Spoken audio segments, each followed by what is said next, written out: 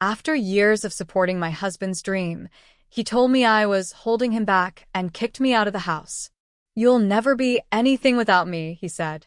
As I stood outside, tears in my eyes, I swore I'd prove him wrong. What he didn't know was that his worst nightmare was just beginning, and it was going to cost him everything. I met Sean when I was 24. We were both students at UT Austin. I was working toward a degree in communications. He was in the film program. Everyone knew Sean. He was one of those people who filled up a room.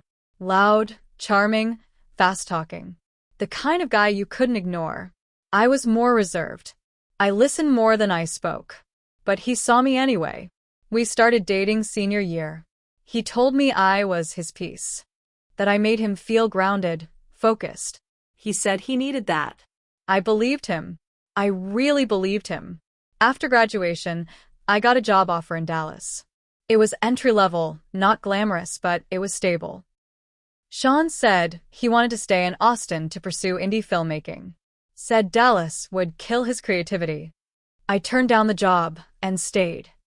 He promised me we were in this together, that we'd build a future on his dream. For the next 13 years I worked. I supported us. I took a receptionist job at a dentist's office, then a billing assistant job at a medical lab. I brought in all the steady income. I made sure rent got paid. I packed lunches, found us cheap used furniture, and clipped coupons when we were broke. Meanwhile, he chased projects. Short films, web series, screenwriting competitions, crowdfunding campaigns. Nothing ever fully landed, but there was always a new big thing coming. I never complained. I really didn't. I believed in him. He was talented. He had ideas. I thought if I just held on long enough, we'd both win. Around my 35th birthday, I started feeling different. Not bitter, just tired. We still rented the same 2-bedroom apartment.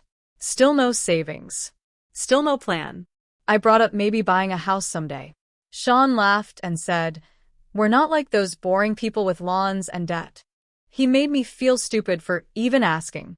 Then one day, out of nowhere, he sat me down and said he needed space. That was the word he used. Space. I thought maybe he meant therapy or a break. But no. He told me flat out he didn't want to be with me anymore. That I was holding him back. That I had become too predictable. He said I didn't inspire him anymore. That I was part of the reason he hadn't succeeded yet. Then he said the one line I will never forget. "You'll never be anything without me." I didn't yell. I didn't cry right away. I just sat there, shocked, numb. Then he told me about her. A girl named Sadie. She worked at a yoga studio. She was free-spirited, creative, spiritually open. He said she believed in his vision. He made it sound like I was the obstacle, like I was the enemy of his greatness. And then, just like that, he told me to pack my things. My name wasn't on the lease. I had never pushed to be on it. He said it made things easier for taxes. I didn't argue back then. I thought we were partners. I stood outside at 9:30 p.m. with 2 suitcases and nowhere to go. I called a friend from my old job and slept on her couch for 3 weeks. I cried for the first 5 nights. Full body sobbing. The kind that makes your chest ache. I couldn't eat. I couldn't think. All I could hear was his voice in my head. "You'll never be anything without me."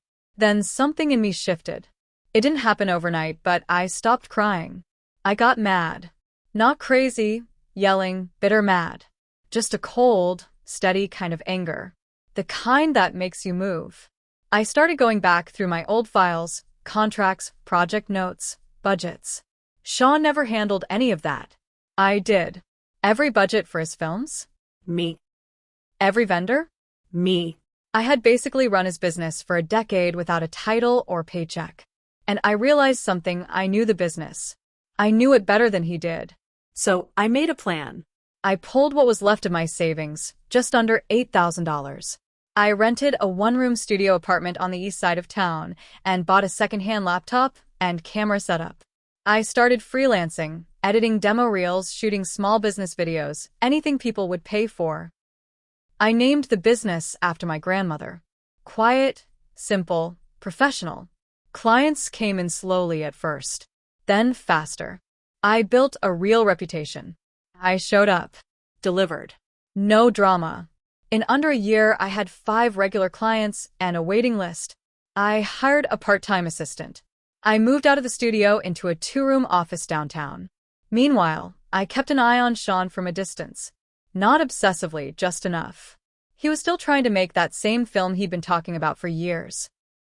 Posting big ideas on Instagram. No finished product. No funding. Just Sadie smiling next to him with crystals in her hair. 2 years later, he tanked. I saw it all unfold online. He borrowed money from a grip crew and never paid them. People were calling him a fraud. He tried to deny it, then tried to blame others. I just watched. I was already too far ahead. But I wasn't done yet. I saw my opening when a tech startup hired me to create a Doka-style ad campaign. They wanted local creatives. I pitched a concept that included footage from past indie film projects, footage I legally had access to because I had been the producer. I slipped in one of Sean's clips. The startup loved it, used it in the final cut, paid big. Sean saw the ad. I know he did. He posted a passive-aggressive story about people stealing creative work. But he never said my name. He couldn't, because legally I own those rights. A year after that, I became a sponsor for the Austin Indie Film Fest. I paid extra for a named grant to support women entrepreneurs in film. I showed up on opening night wearing a black dress head held high. He saw me. I saw him. He looked lost. Sadie wasn't with him. He looked like someone who realized too late what he gave up. He walked toward me. I turned and walked the other way. After that night at the film festival, I thought it was done. I had made my point. I had rebuilt my life and left him behind. But I should have known better. Sean wasn't the type to let go quietly, not when his ego was bruised. About 3 weeks later, I got a cease and desist letter from some lawyer claiming I had unlawfully profited from Sean's footage. It was a weak argument. I had the contracts, original files with both our names and timestamps. I had scanned copies of every signature, every production form, everything. I didn't panic. I forwarded the letter to my attorney. Still, it shook me. I realized something. Sean wasn't just embarrassed. He was furious. And he wanted revenge. I had taken away the one thing he had left, his illusion of superiority. And he couldn't handle that.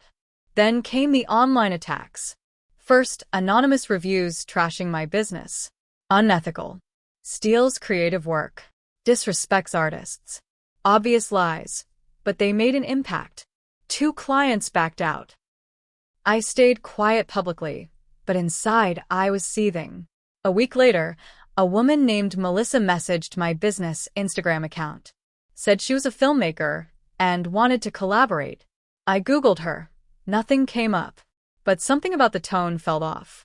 Too casual. Too nosy. Then she asked about my past projects. Wanted details on where I got the footage, who filmed what. I played dumb. 2 days later, the account disappeared. Fake. I knew it. It was Sean or someone he put up to it. I started documenting everything. I created a digital file, every fake account, every email, every message. I wasn't going to be caught off guard. Then it got worse. I got a letter from the IRS. Sean had reported me for fraud. Said I was claiming his work as my own and using it to hide income. It triggered an audit. I spent 3 months digging through every receipt, every 1099, every bank statement since I launched. It nearly broke me. I didn't sleep. My hands shook every time I opened my mailbox. The audit cleared me. I had done everything by the book. But the stress almost crushed me. And that's when I realized I couldn't just defend myself anymore. I had to fight back. I started talking to people. Quietly. People Sean had worked with over the years. Crew members he never paid. Collaborators he ghosted. Festival judges he harassed after losing. Turns out, I wasn't the only one with a story. I was just the first one who'd survived him long enough to speak up. One night, over drinks, a former sound guy named Chris told me Sean had borrowed gear and never returned it. Said it cost him a paying gig and nearly got him blacklisted. I asked if he had proof. He said yes, he still had the invoice, texts, emails. I gathered it all. Not just one complaint, dozens. I hired a PR strategist. Not for publicity. For protection. I wanted my story ready in case Sean tried to take it further. I wanted the truth documented and airtight. If he wanted a war, I'd give him one, but on my terms. Meanwhile, my business grew. Even with the stress, I expanded. Hired a second editor. Started a training program for young women trying to break into production. I got nominated for a local business leadership award. My name was in real publications now. Not just some film wife in the background. I was the name. And every time I saw my own name in print, I thought of that night on the sidewalk. Me, crying into a plastic suitcase. Him standing at the door with Sadie, smirking. Now the smirk was gone. His last short film never premiered. He tried to crowdfund again, barely made $600. His name didn't carry weight anymore. People whispered. Jobs dried up. But I wasn't finished yet. Not until he learned what it really meant to lose everything. About 6 months after the audit cleared me, things finally felt calm. My business was stable, my name was clean, and I hadn't heard a peep from Sean in a while. I let myself believe it might finally be over. Then I got a call from a woman named Jenna. She said she was a producer at a small documentary outfit that focused on forgotten creatives. She wanted to interview me about my experience as a woman building a production company after leaving a relationship with a complicated artist. She said someone had tipped them off to my story, said it was a powerful example of reinvention. I asked who told her. She wouldn't say. We set up a meeting at a local cafe. Jenna showed up with a mic, a camera, and a fake smile. I recognized the look. Too rehearsed. I kept my guard up. She asked strange questions. Not about my work, but about Sean. About our finances. About Sadie. About my mental state when I left. That's when it clicked. This wasn't a profile piece. This was bait. I shut it down. Walked out mid-interview. Never signed a release form.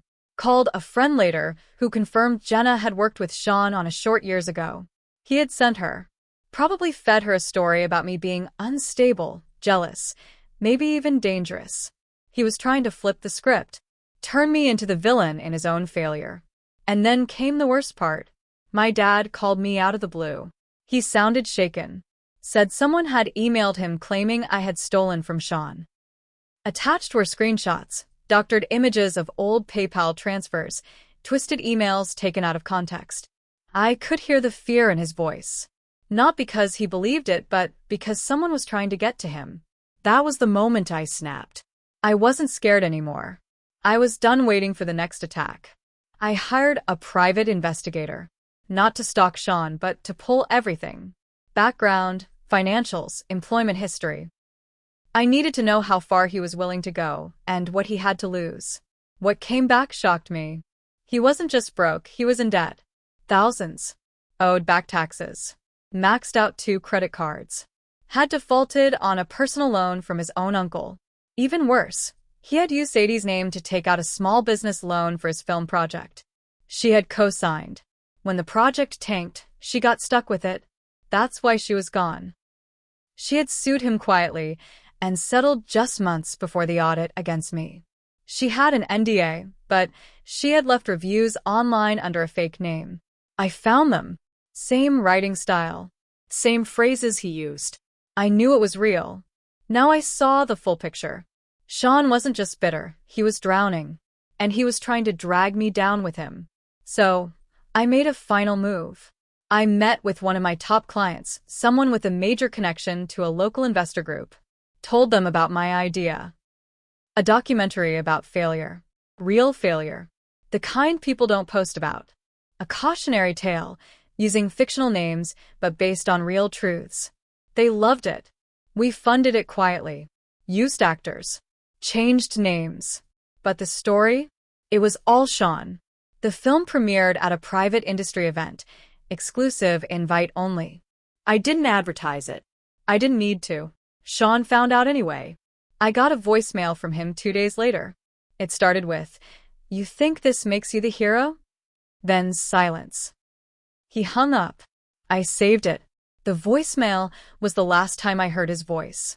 After that film screened at the private industry event, word spread fast.